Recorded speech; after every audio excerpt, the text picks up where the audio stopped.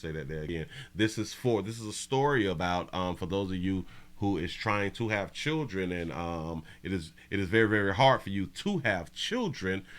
A lot of you all will go through this thing called the fertilization thing, the frozen embryo type thing, right?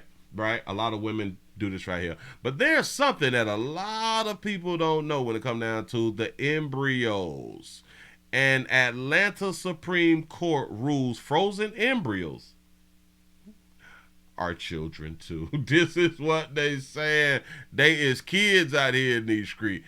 Pay attention. Alabama Supreme Court ruled Friday frozen embryos are children and someone can be held liable for destroying them. It is a decision that reproductive rights advocates say could imperil an IVF, which affects the hundreds of thousands of patients who depend on treatments like each year.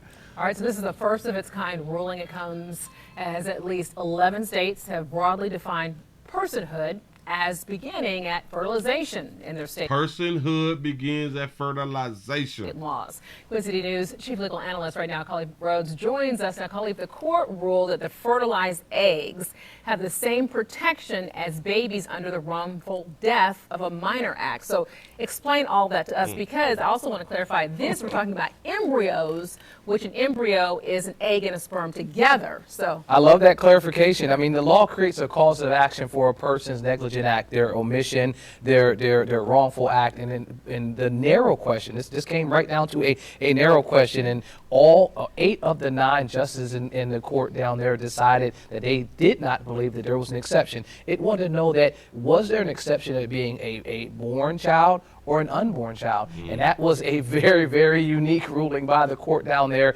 but it opened the door for this case, which was the parents had given their embryos to a facility, and another patient in the facility went into the refrigerator, opened up or I should say the cryogenic facility, opened up the item and dropped their embryos on the floor. Well, if they're not kept at the right temperature, they will slowly begin to die, and that's what happened in this case. And so they wanted to sue. The lower court said you cannot sue because those embryos are not a living person and don't have personhood, as you just mentioned in the opening. And the Supreme Court there said, well, actually, wait, the law, the wrongful death of a child act in this state does protect embryos, and so that opened the door for potential litigation down the road. So You say, Willie, I believe this was all started because someone stole some of the eggs and destroyed them. He says so everyone is going to suffer. Yep. yeah, you're looking forward to. Could this historic ruling, though, impact the future of IVF treatments for those trying to access fertility? That's what the opponents of this court's ruling has said. It says now, who's going to make sure that they keep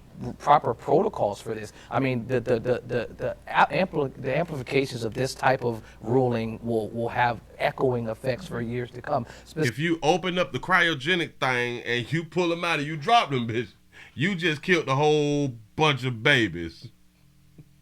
Specifically because no one has ever been put in that situation to look at an embryo as an actual human being. And so now you're saying you have to protect it at ways that never have been done before. I mean, you're talking about wrongful death for dropping something on the floor. Yep, you can't drop the babies. You cannot drop the babies. It is no different than having a child on the counter and the child fall off the counter and bang their head on the ground, and now they have brain traumas and all that stuff, and or even die.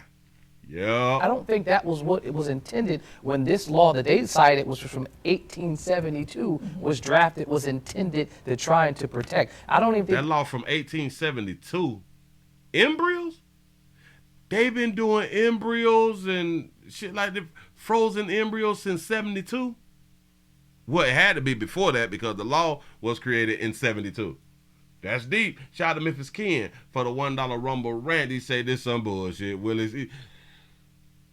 So if she don't swallow and spit it out, do I have a case? they were contemplating embryos at that time. They were just contemplating minor children. And there's so much with this. I mean, there's so much to discuss because so many families who go through the IVF process, you might have 3 or 4, even 5 embryos left over, you know, for the fact that if you try one or if it doesn't test well after it's frozen, Right. you have a kind of a backup. And so now for you to have this be the ruling, it's like, then how do you discard are those if they are considered now in this broader definition? The question I have for you is, what stood out to you in this particular ruling? You say, so if a doctor make a mistake and trip over something all by mistake, or the building burns down, someone is going to be charged with all of the deaths. Yep. Merger of where it seems like there are a lot more intertwining of things. This one had a lot of church and state arguments that you would typically not see in the court opinions. And I know they pulled it right from the Constitution of their state, but I have to read this. It says that the wrongful death of a minor act is sweeping and unqualified. It applies to all children, both born and unborn, without limitations. And it's not for us to decide with our view what the public doesn't agree with. But they says that each person was made in God's image, meaning life is incalculable, valuable, and cannot be wrongfully destroyed without incurring the wrath of the holy God. This is opening a number of different avenues, specifically because there's a separation of church and state. We don't have a state religion in this country. And so when you add that type of language within your ruling, it has a lot of undertones that speak to other individuals that may not have the same faith as you. And so there are a number. Yeah. And then we have to think about this right here. Can you prove that that we are created in God's image? You say that's money on the ground. That's money on the ground. Facts. You say embryo, cryo, damn it. Slide it down. Cryopreservation is widely used in assistant reproduction treatments and following the first successful conception using frozen embryo transfer. You say FET was in 1984. Wow. Oh, boy. We owe, y'all. Number of divided conversations that could go from there, but most of the legal community has talked about that portion being included within the opinion because it's something that wasn't needed. If you had the opinion of 8 of the 9 justices, you could have just stood on your rationale. But that was something that was more attacking abortion than anything. Okay. Yeah. Say, was this how Jesus was made? Good question. We don't know. Well, they say that he was implanted. Well, you got a good point, because if God had them put Jesus inside Mary without her consent, yeah. Opens it up to a lot more court cases coming down the road for a lot of other states, and even a higher court, but also a lot of people that live there, the women that live there, and also the clinics that live there are scrambling now what to do to going forward. They're going to be scrambling, and the cost is going to skyrocket for something that's already expensive. Well, my question is, how did the patient get in the area of where the embryos are in the first place? Somebody wasn't doing their job, for sure. It seems like a patient shouldn't be opening the door to the freezer, but that's another conversation. Khalif, thank you so much. Appreciate it. He said, I thought God looked like Morgan Freeman. Shit, Morgan Freeman looked like my uncle. That's what's up. Listen, y'all. So hell, I guess you just don't drop the frozen eggs. You do not destroy the frozen eggs if you do not want to be charged criminally for killing children out here. And hold on. So if you also make a mistake and you kill the children, should now you be called a baby killer? Should you? Maybe. We don't know. I don't know.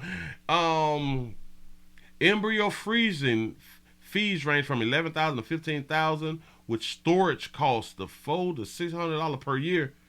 Oh, so you got to pay to have your obviously, yeah. So you do have to pay for your eggs to be frozen, and then there's a storage cost for your eggs, and I guess like a little box.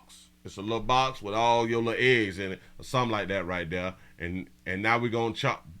Boy, they hustling like a motherfucker. You all have to think about this right here, too.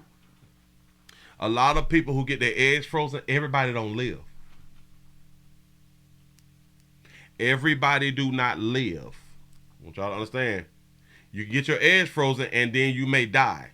So they done got that paper, $11,000 to $15,000. Yeah, they won't get the every year storage cost, but damn it, they got eggs and they got that paper.